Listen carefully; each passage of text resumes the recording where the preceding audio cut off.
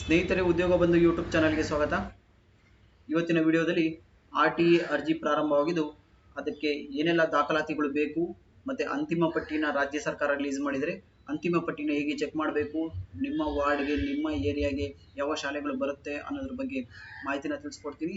ಹಾಗೆ ನಿಮ್ಮ ಮಕ್ಕಳು ಯಾವ ವಯಸ್ಸಿನ ಒಳಗಡೆ ಇದ್ದರೆ RTEಗೆ LKG ಫಸ್ಟ್ ಸ್ಟ್ಯಾಂಡರ್ಡ್ಗೆ ಎಲಿಜಿಬಲ್ ಆಗ್ತಾರೆ, ಅರ್ಜಿ ಸಲ್ಲಿಸಲು ಯಾವುದೇ ತೊಂದರೆ ಇಲ್ಲ ಅನ್ನೋದ್ರ ಬಗ್ಗೆ ಮಾಹಿತಿನ ತಿಳಿಸ್ಕೊಡ್ತೀನಿ.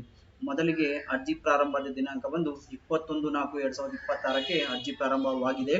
ಹಾಗೆ ಕೊನೆಯ ದಿನಾಂಕ ಬಂದು 17/5/2026ಕ್ಕೆ ಕೊನೆಗೊಳ್ಳಲಿದೆ. ಇನ್ನು ವಯೋಮಿತಿಗೆ ಬರೋದಾದ್ರೆ,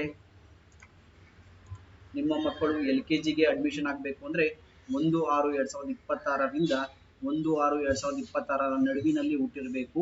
ಹಾಗೂ ಕ್ಲಾಸ್ ಫಸ್ಟ್ ಅಂದರೆ ಫಸ್ಟ್ ಸ್ಟ್ಯಾಂಡರ್ಡ್ಗೆ 1/6/2018ರಿಂದ 1/8/2026 ಈ ನಡುವೆ ಹುಟ್ಟಿದಂಥ ಮಕ್ಕಳು LKG ಹಾಗೂ ಫಸ್ಟ್ ಸ್ಟ್ಯಾಂಡರ್ಡ್ RTE ಅರ್ಜಿ ಸಲ್ಲಿಸಲು ಎಲಿಜಿಬಲ್ ಆಗ್ತಾರೆ.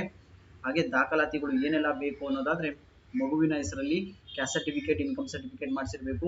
ಹಾಗೂ ತಂದೆ ಅಥವಾ ತಾಯಿ ಇವರಿಬ್ಬರಲ್ಲಿ ಯಾರ್ದಾರು ಒಬ್ಬರದು ಹಾಗೂ ಮಗುವಿನ ಆಧಾರ್ ಕಾರ್ಡ್ ಸೇಮ್ ಅಡ್ರೆಸ್ ಇರಬೇಕಾಗತ್ತೆ. ಹಾಗೆ ಅರ್ಜಿ ಸಲ್ಲಿಸಲು ಏನೆಲ್ಲ ಬೇಕು ಅಂದರೆ, ಆಧಾರ್ ಕಾರ್ಡ್ಗೆ ಯಾವ ಮೊಬೈಲ್ ನಂಬರ್ ಕೊಟ್ಟಿರ್ತೀರೋ ಆ ಮೊಬೈಲ್ ನಂಬರ್ ಕಂಪಲ್ಸರಿ ಬೇಕಾಗುತ್ತೆ. OTP ಬರುತ್ತೆ. KYC ಮುಖಾಂತರನೇ ಅರ್ಜಿ ಪ್ರಾರಂಭವಾಗುತ್ತೆ. ಹಾಗೆ ಫಸ್ಟ್ ಲಿಸ್ಟ್ ಈಗ ಆಲ್ರೆಡಿ ಫೈನಲ್ ಲಿಸ್ಟನ್ನು ಅನೌನ್ಸ್ ಮಾಡಿದ್ದಾರೆ. ಯಾವ್ಯಾವ ಏರಿಯಾಗೆ ಯಾವ್ಯಾವ ಸ್ಕೂಲ್ಸ್ ಬರ್ತವೆ ಅನ್ನೋದ್ರ ಬಗ್ಗೆ ಸಂಪೂರ್ಣ ಮಾಹಿತಿನ ತಿಳಿಸ್ಕೊಟ್ಟಿದ್ದಾರೆ. ಅದ್ರ ಬಗ್ಗೆನೂ ಮಾಹಿತಿನ ತಿಳಿಸ್ಕೊಡ್ತೀನಿ, ಹೇಗೆ ಚೆಕ್ ಮಾಡಬೇಕು ಅಂತ. ಮೊದಲಿಗೆ ನೀವು ಸ್ಕೂಲ್ ಎಜುಕೇಷನ್ ಗೂಗಲಲ್ಲಿ, ಮೊಬೈಲಲ್ಲೂ ಕೂಡ ಚೆಕ್ ಮಾಡ್ಬೋದು, ಸಿಸ್ಟಮಲ್ಲೂ ಕೂಡ ಚೆಕ್ ಮಾಡ್ಬೋದು. ಸ್ಕೂಲ್ ಎಜುಕೇಷನ್ ಅನ್ನೋ ವೆಬ್ಸೈಟನ್ನು ಓಪನ್ ಮಾಡಿ ಗೂಗಲಲ್ಲಿ ಸ್ಕೂಲ್ ಎಜುಕೇಷನ್ ಅಂತ ಟೈಪ್ ಮಾಡಿದಾಗ ಈ ರೀತಿಯಾದ ವೆಬ್ಸೈಟ್ ಓಪನ್ ಆಗುತ್ತೆ. ನಿಮಗೆ ಇಲ್ಲಿ ಸ್ಕ್ರಾಲ್ ಮಾಡಬೇಕು, ಕೆಳಗಡೆ ಸ್ಕ್ರಾಲ್ ಮಾಡಿದಾಗ ಇಲ್ಲಿದೆ ನೋಡಿ, now my school neighbourhood school list for RTE 2026 final provisional ಅಂತಿದೆಯಲ್ಲ, ಇದ್ರ ಮೇಲೆ ನೀವು ಕ್ಲಿಕ್ ಮಾಡಿದ್ರೆ ಈ ರೀತಿಯಾದ ಪೇಜಸ್ ಓಪನ್ ಆಗುತ್ತೆ. ಇಲ್ಲಿ ನಿಮ್ಮ ಯಾವ ಡಿಸ್ಟ್ರಿಕ್ಟ್ ಬರುತ್ತೋ ಆ ಡಿಸ್ಟ್ರಿಕ್ಟ್ ಮೇಲೆ ಕ್ಲಿಕ್ ಮಾಡಿ. ಹಾಗೆ ಬ್ಲಾಕ್ ಯಾವ್ದು ಬರುತ್ತೋ ಬ್ಲಾಕ್ ಮೇಲೆ ಕ್ಲಿಕ್ ಮಾಡಿ. ಇಲ್ಲಿ ನಿಮಗೆ ಕನ್ಫ್ಯೂಸ್ ಆಗ್ಬೋದು, revenue village, urban local bodies, corporation ward ಅಂತ ಬರುತ್ತೆ. ಬೆಂಗಳೂರಿನವರಾದರೆ ಕಾರ್ಪೊರೇಷನ್ ವಾರ್ಡನ್ನು ಸೆಲೆಕ್ಟ್ ಮಾಡಬೇಕು, ಇಲ್ಲ ಗ್ರಾಮಾಂತರದವರಾದರೆ ರೆವಿನ್ಯೂ ವಿಲೇಜ್ ಕ್ಲಿಕ್ ಮಾಡಬೇಕು. ಹಾಗೆ ನಗರಸಭೆ ಇನ್ನಿತರ ಯಾವ್ದಾನ ಪ್ರಾಧಿಕಾರ ಬರೋದಾದ್ರೆ ಅರ್ಬನ್ ಲೋಕಲ್ ಬಾಡೀಸ್ ಕ್ಲಿಕ್ ಮಾಡಬೇಕಾಗುತ್ತೆ. ನಾನು ಎಕ್ಸಾಂಪಲ್ ಕಾರ್ಪೊರೇಷನ್ ವಾರ್ಡನ್ನು ಕ್ಲಿಕ್ ಮಾಡ್ತೀನಿ. ಕ್ಲಿಕ್ ಮಾಡಿ ಇಲ್ಲಿ ನೀವು ಯಾವ ವಾರ್ಡ್ ಬರುತ್ತೋ ಆ ವಾರ್ಡನ್ನು ಇಲ್ಲಿ ಕ್ಲಿಕ್ ಮಾಡ್ಬೋದಾಗಿರ್ತದೆ. ಎಕ್ಸಾಂಪಲ್ ಕ್ಲಿಕ್ ಮಾಡಿ ತೋರಿಸ್ತೀನಿ ನಿಮ್ಗೆ. ಇಲ್ಲಿ ತೋರಿಸ್ಬೋದು ನೋಡಿ, ಯಾವ್ಯಾವ ಸ್ಕೂಲ್ ಇದಾವೆ ಮತ್ತೆ ಯಾವ ಕೋ ಎಜುಕೇಷನ್ ಇದೆಯಾ, ಇಂಗ್ಲಿಷ್ ಮೀಡಿಯಂ ಇದೆಯಾ, ಕನ್ನಡ ಮೀಡಿಯಂ ಇದೆಯಾ, ಪ್ರತಿಯೊಂದರ ಮಾಹಿತಿ ಕೂಡ ಇಲ್ಲಿ ನಿಮಗೆ ಸಿಗ್ತಾ ಹೋಗುತ್ತೆ. ಆಮೇಲೆ ಇಂಗ್ಲಿಷ್ ಮೀಡಿಯಂ ಇದೆಯಾ, ಕನ್ನಡ ಮೀಡಿಯಂ ಅದ್ರ ಬಗ್ಗೆನೂ ಕೂಡ ಮಾಹಿತಿ ಸಿಗುತ್ತೆ. ಇನ್ನೂ ಹೆಚ್ಚಿಗೆ ಮಾಹಿತಿ ಬೇಕು ಅಂದರೆ ಇದ್ರ ಮೇಲೆ 25% RTE ಸೀಟ್ ಅಂತ ಇದೆಯಲ್ಲ, ಇದ್ರ ಮೇಲೆ ಕ್ಲಿಕ್ ಮಾಡಿ.